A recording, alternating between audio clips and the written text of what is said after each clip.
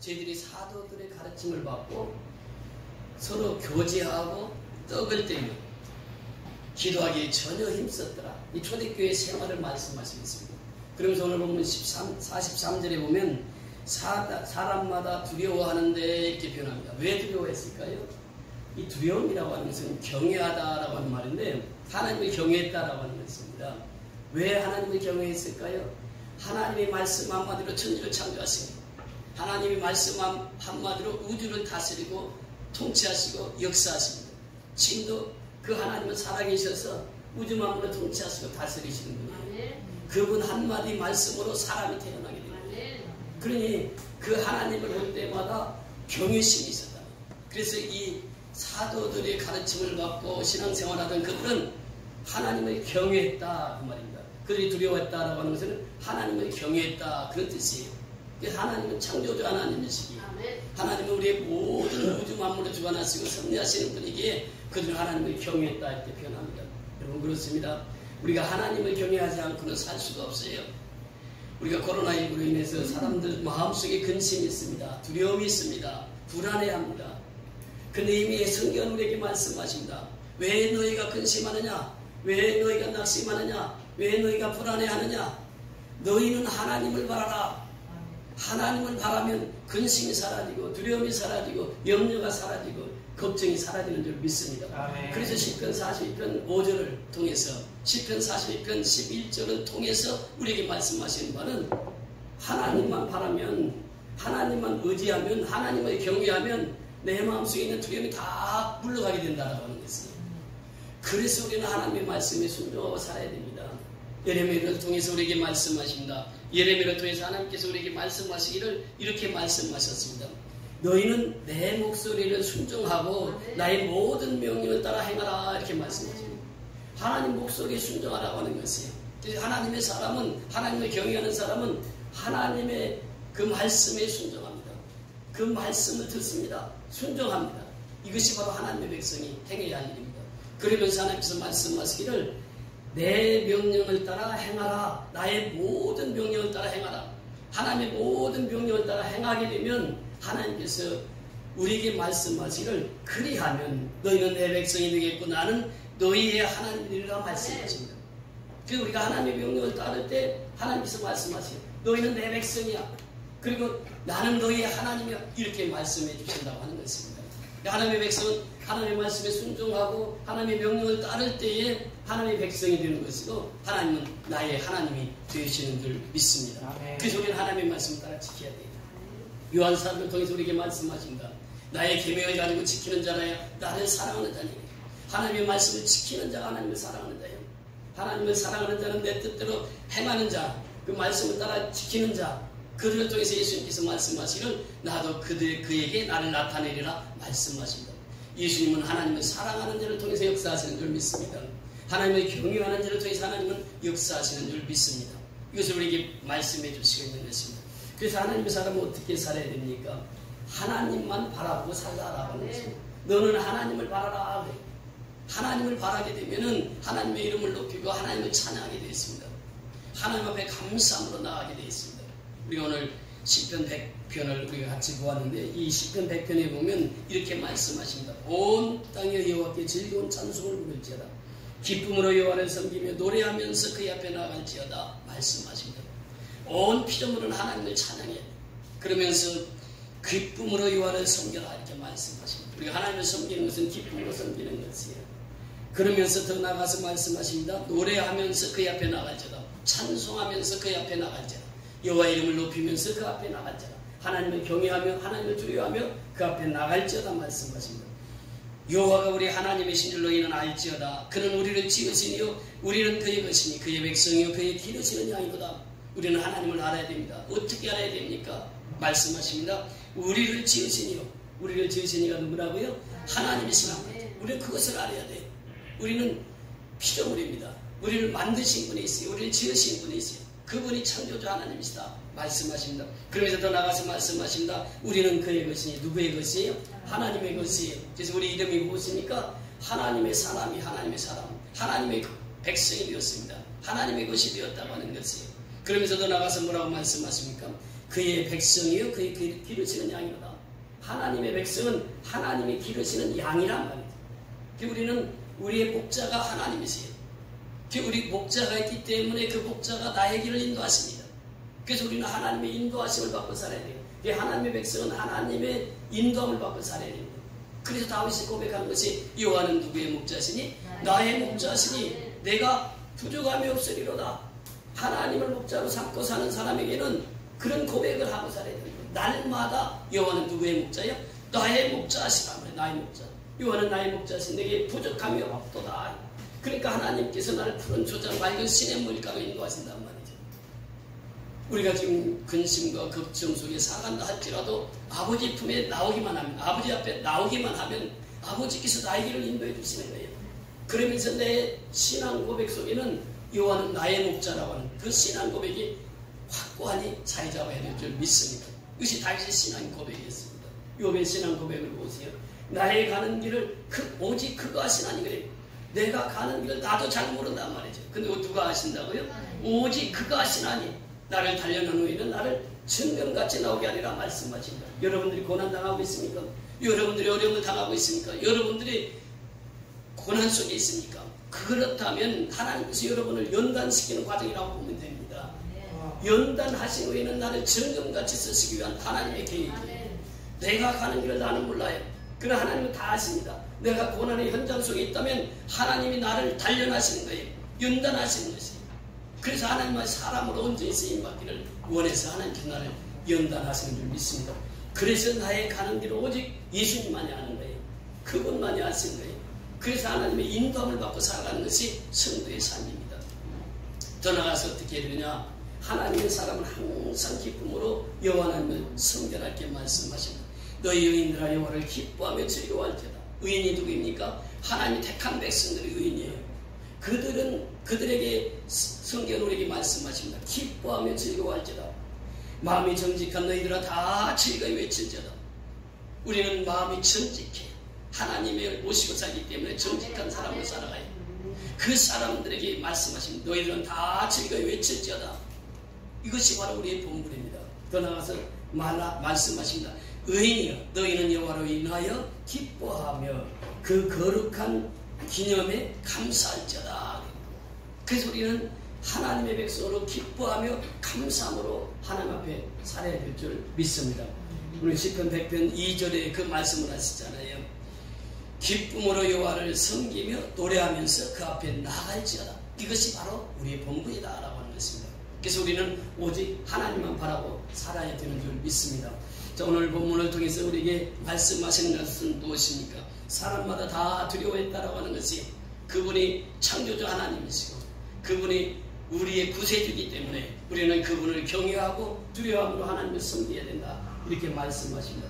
그러면서 더 나가서 뭐라고 말씀하십니까? 사도들로 말미암아 기사와 표적이 많이 나타나니 기사와 표적, 세메이온이라고 하는 말인데 기사도 세메이온이고 표적도 세메이온입니다. 그런데 이제 편의상 구분하는 학자들도 있습니다. 이 기사라고 하는 것은 뭐냐? 하나님께서 자연을 통해서 역사하시는 것이고 표적이라고 하는 것은 뭐냐? 사람을 통해서 역사하시는 것이다. 이렇게 구분하기도 합니다. 그러나 원문에 보면 똑같습니다. 기사나 이적이나 표적 다 똑같은 단어예요. 이것은 이제 하나님께서 우리를 다스림에 있어서 하나님은 우리를 기적적인 하나님, 우리에게 표적이 되어주신 하나님. 그래서 우리가 하나님만 바라보고 살 것을 우리에게 말씀하시면서 우리에게 말씀하신 것이 있습니다. 이것이 바로 예수님께서 첫 표적을 행하시는데 그것이 가나의 혼인잔치에서 있었던 일입니다. 조금 전에 우리가 불렀습니다. 예수님이 말씀하시니 물이 변화에 뭐가 됐어요? 포도주가 되었다고 하는 것이에요. 이 사건이 예수님이 처음 가나에서 표적을 행하신 것입니다. 예수님께서 어머니와 함께 혼인잔치집에 갔습니다. 포도주가 떨어졌습니다. 어머니가 얘기합니다. 예수님이 무슨 말씀을 하시든지 너희는 그대로 행하라. 하인들을 불러서 그렇게 얘기합니다. 그러니까 예수님이 말씀하시는 그대로 하인들이 행합니다. 물이 항아리, 6항아리가 차 있었는데 그 항아리가 다 비어 있었습니다. 그래서 예수님께서 말씀하십니다. 물을 떠다가 저 항아리 아구에다 가득 채워라. 네 와인들이 가서 가득 채웠습니다. 그러면서 예수님이 하시는 말씀이 이제 물을 떠다가 저 연회장에다 갖다 주라. 그러니까 이 하인들이 물을 갖다가 넣었고 그 물을 떠서 연회장으로 가는데 가서 주니까 그것이 무엇이 됐습니까? 물이 변해서 포도주가 됐다는 거예요. 이것이 표적이에요. 기적이란 말이죠. 그래서 이 기적을 안 사람들이 누구입니까? 제일 먼저 한 사람이 하인들이란 말이에요. 물도온 하인들은 알더라 이렇게 표현합니다. 다시 말하면 기적은 누구에게 임하느냐? 순종하는 자를 통해서 하나님의 역사를 이루신다.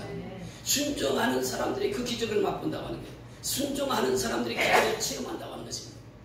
그 예수님께서 첫 표적을 행하시면서 이렇게 말씀하세요. 또 왕의 신하를 고칩니다. 왕의 신하가 죽게 됐습니다. 그때 이제 그 예수님을 찾아가서 얘기합니다. 그렇게 예수님께서 그 아들이 살아났다. 그러니까 그 말씀 한마디를 믿고 돌아갑니다. 그러면서 가다가 그 종들을 만나게 되죠. 그러면서 그 아들이 왕의 신하 아들이 살게 된 그 시간을 물어보니까 예수님이 말씀하신 그 시간에 그 아이가 살아난다. 그래서 온 집안이 다 예수를 믿습니다. 여러분 기적은 어디를 통해서 역사하십니까? 첫째는 말씀을 순종하는 자에게 기적이 나타나고 두 번째는 믿음 있는 자들을 통해서 역사가 이루어지는 줄 믿습니다. 그 왕의 신하의 믿음은 예수님이 말씀하시니까 그러면 예수님이 말씀하셨으니까 내 아들 살아났겠지 하고 갔던 것입니다. 그런데 그 믿음대로 그 아들이 살아나게 되었다고 하는 사실이죠. 여러분 요한복음 5장 6장에 가면은 500여 기적의 사건이 나옵니다. 그 기적의 사건 속에서 무엇을 우리에게 말씀하십니까? 이제 그 빌립에 예수님께서 뭐 먹을 거 있는 거 찾아봐라 그러니까 아이고 먹을 거 있는 거 찾아봐야 돼요. 200달러로는 좋게 들어갈 겁니다. 그런데 이곳에서 돈이 있었는데 어떻게 이 사람들 다 먹입니까? 5,000명인데 남자만 장정만 5,000명인데 그러면서 벌써 계산을 해. 그런데 안드레는 어떻게 합니까? 예수님이 말씀하시니까 한번 찾아보지요. 뭐. 찾아서 물고기 2마리와 또 5덩어리 찾아낸 거예요. 그 예수님의 손에 올렸습니다. 그 예수님께서 축사하세요. 감사기도를 하십니다. 하나님 감사합니다. 이 떡을 통해서 이 물고기를 통해서 이 사람들 다 먹일 수 있도록 하나님 채워주옵소서. 축사하시고 나니까 5병이의 기적이 일어나는 것이에요. 그래서 5,000명을 먹이고도 떡광주리가 얼마나 남았다고요? 12광주리가 남았어요. 그 예수님 그걸 다 거두라고요. 그 경제의 첫째였던 예수님. 여기서 5병이의 기적은 어떻게 이루어집니까? 순종할 때 이루어지는 거예요. 말씀에 순종하니까 그것이 기적으로 나타나더라. 요한복음 5장에 보면 38년 된 병자가 베데스다 연못가에 있었습니다. 거기는 많은 병자들이 있었습니다. 근데 예수님께서는 38년 된 병자 앞에 섭니다. 네가 낫기를 원하느냐? 그랬더니 이 물이 동할 때 나를 넣어줄 사람이 없습니다 하고 엉뚱한 대답을 해요. 그런데 예수님께서 말씀하십니다. 일어나 자리 들고 가라. 그러니까 그 명령에 순종하니까 그 38년 병자가 그 자리에서 일어나서 자리 들고 갑니다. 예수님의 기적의 역사를 보면 우리에게 하시는 말씀이 있습니다. 즉 말씀을 순종하는 자, 말씀을 믿는 자, 그들을 통해서 하나님 역사를 이루어 가신단 말이죠. 그런데 아무것도 하지 않는 사람도 예수님께서 그들을 고치기로 작정만 하시면 38년 병자 아무것도 한 것도 없어요. 그런데 예수님께서 말씀으로 고치십니다. 기적의 역사예요. 그러니까 성경은 기적의 책입니다. 예수님께서 말씀하십니다. 죽은 야이르 딸이 있었습니다. 그 야이르 딸을 고쳐달라고 합니다. 그런데 가다 보니까 혈류병으로 앓는 여인이 예수님 옷자를 잡았어요. 그러니까 그 혈류병으로 12회를 앓던 그 사람이 즉시로 고침을 받습니다. 그때 예수님 질문합니다. 너희 중에 누가 내게 옷을 손댄 자가 있다. 그러니까 베드로가 얘기하는 거예요. 아니 이 사람들이 얼마나 많은데 누가 예수님 옷 손댄 거 어떻게 합니까? 그런데 예수님 또 다시 얘기해요. 나에게 손을 댄 자가 있다고. 그러니까 그가 감추지 못하고 나와서 고백합니다. 실은요 제가 12회를 혈류병으로 앓았습니다. 그런데 제 마음속에 예수님의 옷자락만 만져도 내가 나음을 입을 수 있다고 하는 믿음이 있었습니다. 그래서 예수님 옷자락을 만졌더니 내 혈류병이 즉시로 나았습니다. 이것을 모든 사람들에게 예수님이 알리게 하셨습니다. 그래서 예수님이 그 기적의 역사의 현장 속에서 그 12회 혈류병을 앓던 여인을 고치시고 바로 회당장 야이르 딸의 집에 갑니다. 그러면서 베드로와 요한과 야고보 세 사람 데리고 들어가서 죽은 야이르 딸을 살립니다. 그래서 이 동네 사람들이 그 사실을 알고 주님을 믿게 되었습니다. 여러분 표적을 행하신 목적은 무엇입니까? 예수님을 믿게 하기 위한 사인, 기적입니다.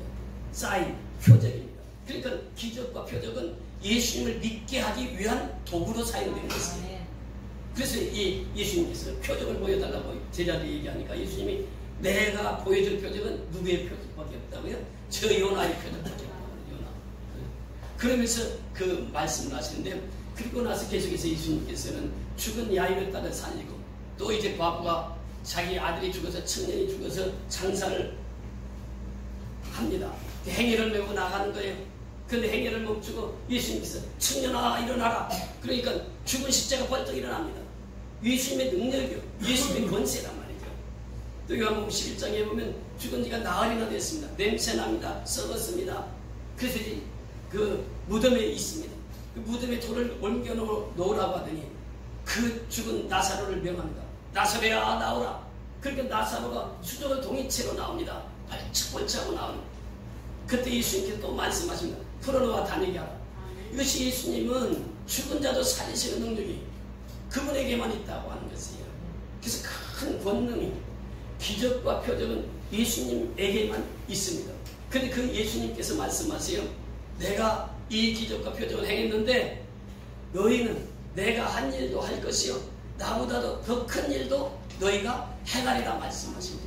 그리고 나서 예수님께서 오순절날 성령이 임하게 하시고 성령의 충만함을 받게 해서 그들로 하여금 교회가 세워지게 합니다. 여러분, 교회는 어떤 곳입니까? 교회는 승리하는 곳이 교회인 줄 믿습니다. 교회가 어떻게 세워졌습니까?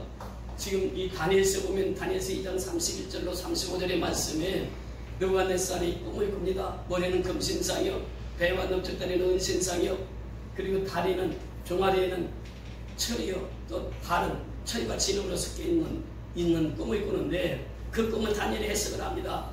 머리는 느부갓네살과 바벨론을 상징, 바벨론을 뜻하는 것이고, 또 동신상은, 은신상은 페르시아를 뜻하는 것이고, 그 다음에 철은 헬라 제국을 뜻하는 것이고, 또 이 로마 제국을 뜻하는 것입니다. 그런데 그때 뜨인 돌, 산돌이 나타나서 그 신상을 다 부셨습니다. 이것이 뭐냐면 하나님께서 우리에게 그 말씀을 하십니다. 다니엘서 2장 31절부터 35절까지 뜨인 돌이 나타나서 이 신상을 다 부셨는데 그 뜨인 돌은 누구냐? 예수라고 하는 것입니다. 예수님 모든 세상에 권세 다 이기는 자가 예수. 그래서 예수님께서 말씀하시는데 44절에 보면 그렇게 말씀하십니다.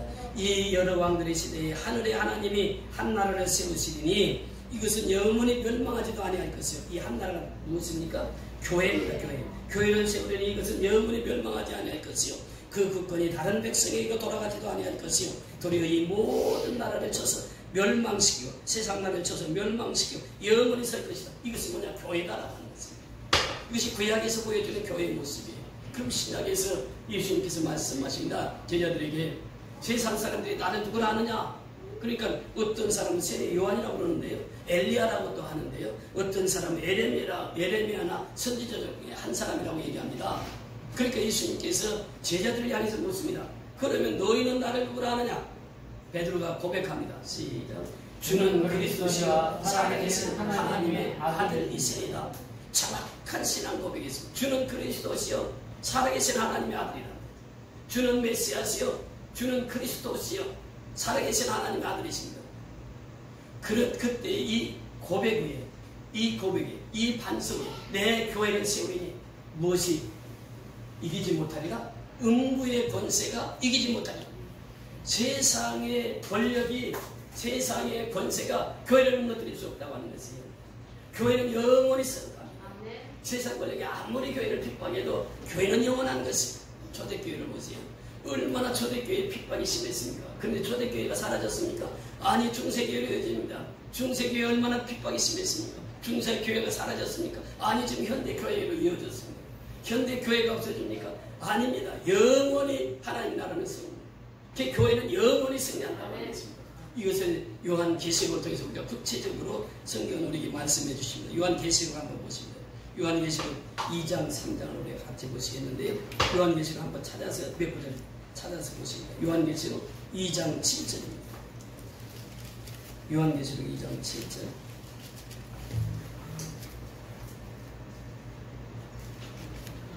요한계시록 우리 다 찾아보시면 성경 요한계시록 2장 7절 시작. 귀에 있는 자는 성령이 교회들에게 하시는 말씀을 들을지어다. 이기는 그에게는 내가 하나님의 낙원에 있는 생명나무의 열매를 주어 먹게 하리라. 이기는 그에게는 내가 하나님의 낙원에 있는 생명나무의 열매를 주어 먹게 하리라. 그 다음에 11절 내려가서 보십니다. 시작. 귀에 있는 자는 성령이 교회들에게 하시는 말씀을 들을지어다. 이기는 자는 둘째 사망의 해를 받지 아니하리라. 둘째 사망의 해를 받지 아니한다. 우리는 한 번 죽습니다. 두 번 태어나고 한 번 죽는 것이 예수 믿는 자의 삶이에요. 둘째 사망의 해를 받지 않습니다. 17절 내려가서 보십니다. 시작. 귀에 있는 자는 성령이 교회들에게 하시는 말씀을 들을지어다. 이기는 그에게는 내가 감추었던 만나를 주고 또 힘들어 줄 터인데 그 위에 새 이름을 기록한 것이 나니 받는 자밖에는 그 이름을 알 사람이 없느니라. 감추었던 만나를 주고 힘들어 주고 그 새 이름을 새기게 해주신다고 말씀하십니다. 그 다음에 27절 28절 내려가서 보십니다. 시작. 그가 첫장을 가지고 저희를 다스려 질그를 깨뜨린 그와 같이 하리라. 나도 내 아버지께 받은 것이 그러하니라. 내가 또 그에게 새벽별을 드리라. 귀 있는 자들이 성령이 교회들에게 하시는 말씀을 들을지어다. 아멘. 3장 5절입니다. 3장 5절 시작. 이기는 자는 이와 같이 흰 옷을 입을 것이요 내가 그 이름을 생명책에서 지우지 아니하고 그 이름을 내 아버지 앞과 그의 천사들 앞에서 시인하리라. 귀 있는 자는 성령이 교회들에게 하시는 말씀을 들을지어다. 그 다음에 12절 내려가서 보십니다. 12절 시작.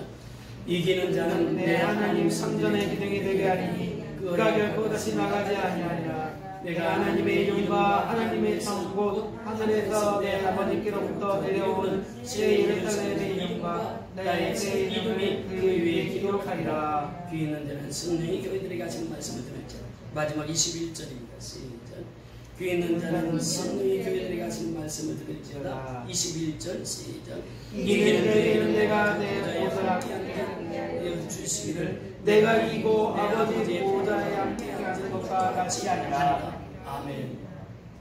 자, 교회는 이기는 자들이 모이는 곳이 교회입니다. 근데 이기는 데는 두 가지가 있습니다. 첫째는 뭐라고 말씀하십니까? 귀에 있는 자는 성령이 교회들에게 하시는 말씀을 어떻게 하라고요? 들을지어다. 말씀을 듣고 행할지어다. 그러면 승리한다라고 하는 것입니다. 듣고 행하는 것이에요. 우리가 이 말씀을 듣고 말씀을 깨닫는 자는 승리하는 자입니다. 그래서 교회는 승리하는 길로 우리에게 말씀하시고 있습니다.